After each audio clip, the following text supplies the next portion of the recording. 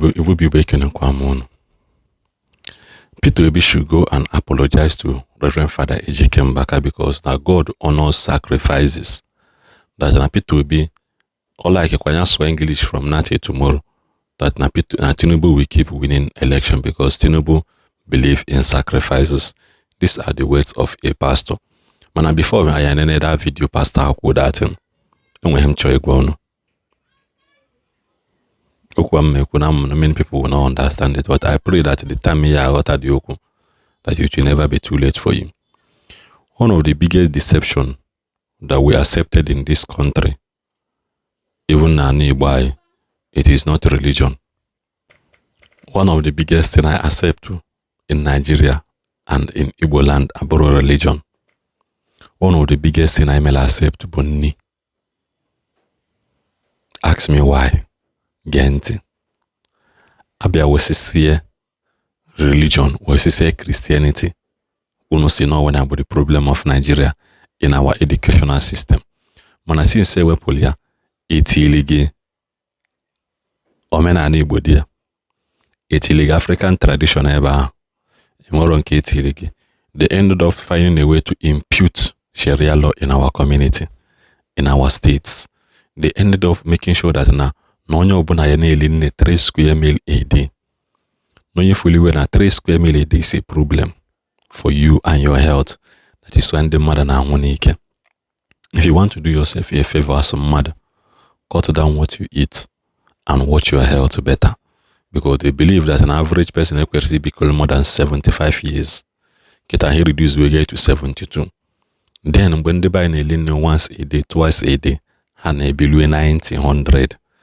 But today after sige, eat balanced diet, eat in car, eat morning, afternoon and night for your health and for your car.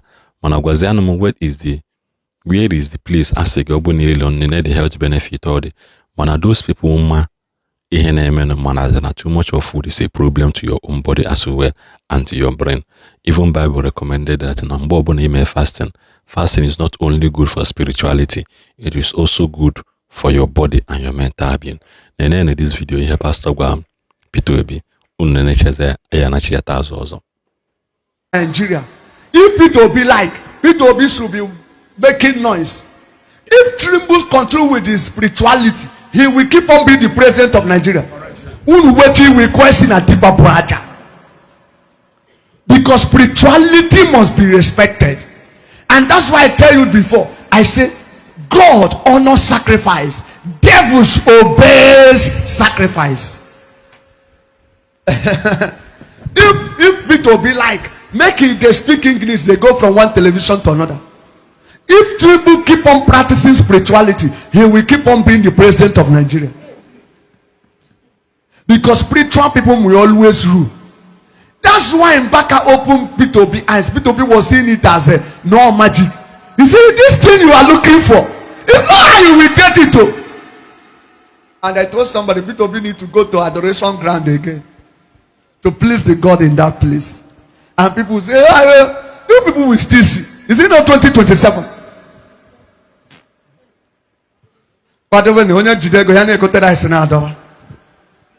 the time that we begin to put this law of task by next tenor, everybody the angel of God told me, I'm going to 31st. If Tinubu survive April,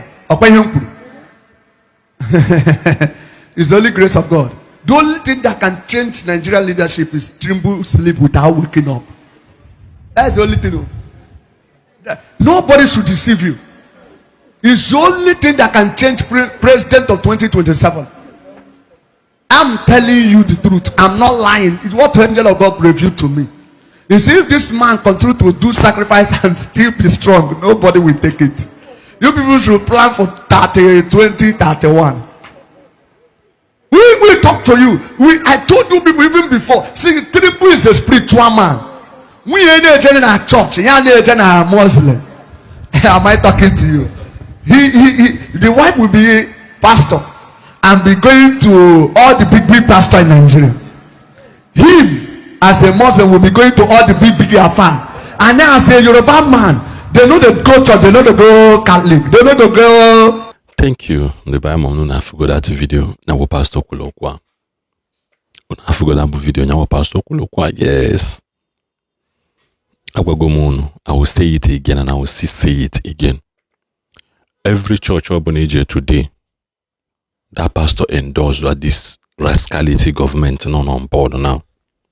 See about Hapua. Why is it that Jesus allowed somebody following him to carry a weapon? Most times we pray, but many times we don't watch. Watch means be on your guard. Don't let down your guards. Whatever you need to do physically, so that you are not a victim, do it. So that God will do what he can do. I'm not saying you should stop going to church. Man, that person in under does not mean well for you. If Peter Obi should apologize to Mbaka, then raise up a campaign. Because I forum here Peter Obi Mbaka that he should go and apologize to Mbaka. I forum, I am not a supporter of evil. Or now, even you as Mbaka lover, what can you pinpoint Peter Obi Mbaka? Peter Obi Mbaka. Peter Obi disobey Mbaka. Peter Obi only asked a simple question. Go see me the project analo, so that I will know what to do about it. Ma apotaketa support to a project na foranya. That was Peter Obi only questioned the authenticity of the project. That is what he questioned. Peter Obi need donate ego now some churches. Yes, I'm personally Kugomia several Peter Obi is not spiritual enough to rule this country. Ikugomia several, he is not spiritual enough to rule the country. Because in the a barbaric act in spirituality. It is not enough a church. What are the principles in I obey? Even Jesus, when devil came to him, Julia, see again or say it is written. It is written. Many times the man said Peter Obi one near Father, one which I ended the topic. Man, even the against Peter Obi should go apologize to Mbaka. No. Then Apuna Yaya see Peter Obi apologize to Mbaka. They raise up a campaign for Donald Trump to go apologize to Pope. Okay, I say half name Donald Trump between Donald Trump and Pope. Donald Trump should go apologize to Pope.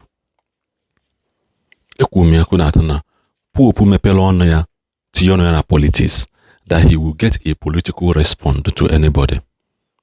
Pope ekwuru okwu mgbe people na Nigeria. Pope ekwuru okwu mgbe ndị Islamic ejide Christians na kwara convert to Muslim gbaa ha egbe. Pope ekwuru okwu the high rate of kandasa block ụzọ eme ekpere disturb Christians. Pope ekwuru okwu ka mgbe ndị Islam na-aba ụka na England, Australia ba ụka, they will chase people away from church. Pope ekwuru okwu mgbe women stood their guard against some group of Islamic women. Those women form a wall around the church and they stood there and watched day and night. Just because Donald Trump raised war against Ndojo. Pope biasewa na Pope ba mocks beti ekpele. Pope na aba mocks eti mkpu ekpele. Pope mbonona ki ha bia Nigeria because obu na ega na eru ku mgbe nkwule obu na ega na elu Rome. Pope should also come to Nigeria. Na Pope bia Nigeria we see the high rate of killing and go too much and a persecuting like Christian genocide and go too much. Nya bekena abia onya kwe no ko we kwe need. Man, no, none of them were able to speak about it. It is easier for Pope Igwa Donald Trump regarding the high rate of Nigerian Christians and Igbo. Man, he cannot say it. He cannot say, man, and the room Vatican can see from churches outside the place about Rome. So at the end of the day, what do we get in return? Nothing. So if Peter Obi should apologize to Mbaka, Pope, Donald Trump should also go ahead and apologize to Pope. That is my stand in all of this thing. If not, Pastor should not go inside and sleep because his words hold no water. God,